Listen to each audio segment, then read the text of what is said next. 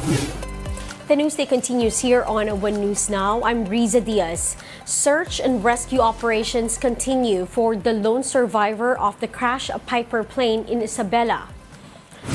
A Philippine Air Force helicopter took off today, carrying a team of rescuers and tracker dogs to the crash site.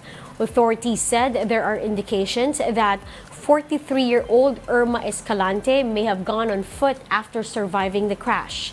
Isabela Governor Rodito Albana said rescue missions will continue, although bad weather conditions may affect the search. Baka malayo na yung lilakad niya. Pero tingin ko maririnig niya yung mga choppers na pumunta doon sa area na yun eh. Hindi lang natin alam kung kung medyo may pilay siya o hindi siya makagalaw. Hindi magre-relent ang ating ating mga rescuers to find the lone survivor. Another petition challenging the constitutionality of the OVP's confidential funds in 2022 is set to be filed before the Supreme Court. The Makabayan Bloc says they will file the petition before the Supreme Court on Monday.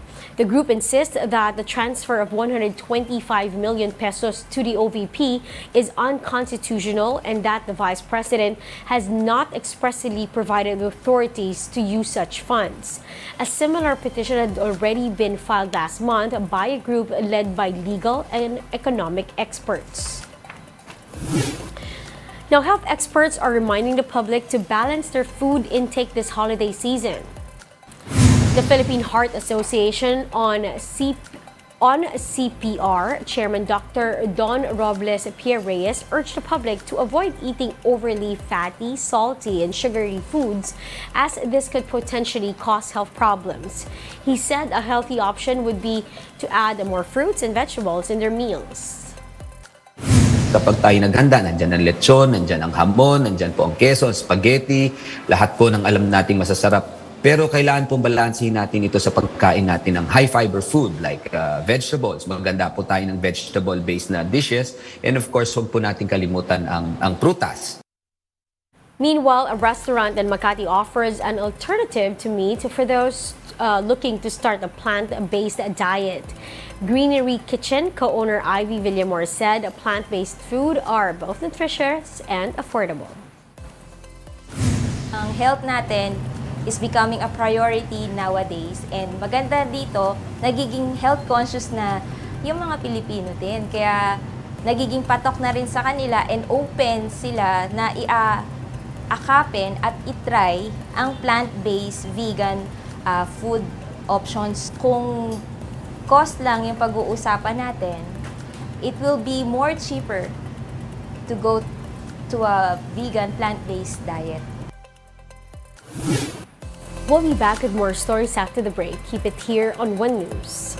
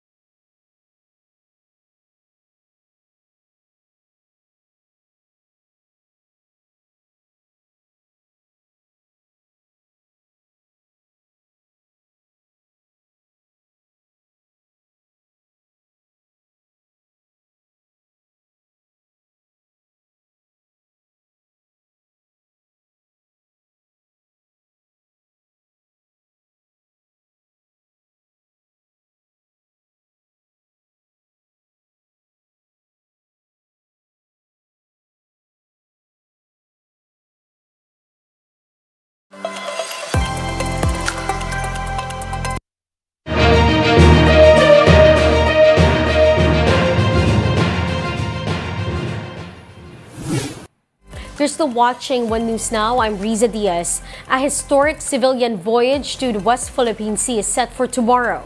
Now, here's the initial itinerary. Civilian volunteers and members of the media are expected to arrive in El Nido, Palawan today. There will be a send-off dinner later tonight. And by 5 in the morning on Sunday, December 10, the convoy will depart from the San Fernando port heading to Ayungin Shoal.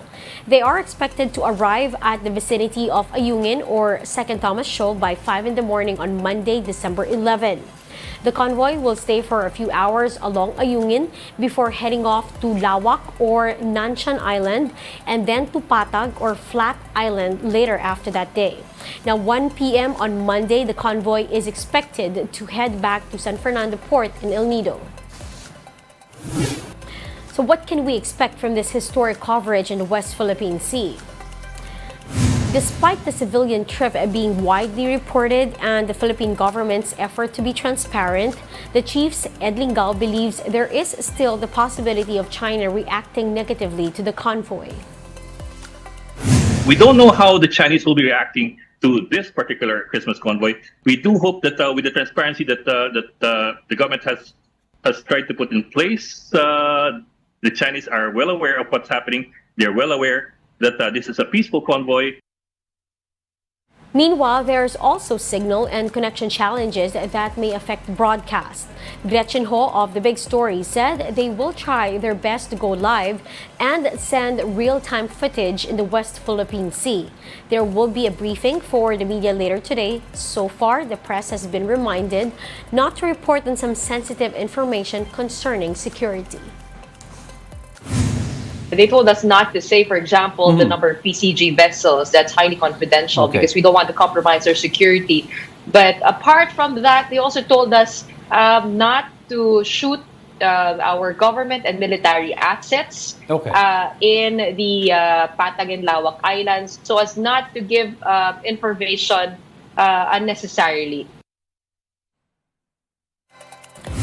Catch live reports and updates on the Christmas convoy here on One News and 1PH. Tune in to Signal TV channel 250 HD and Signal channel HSD and stream on Signal Play.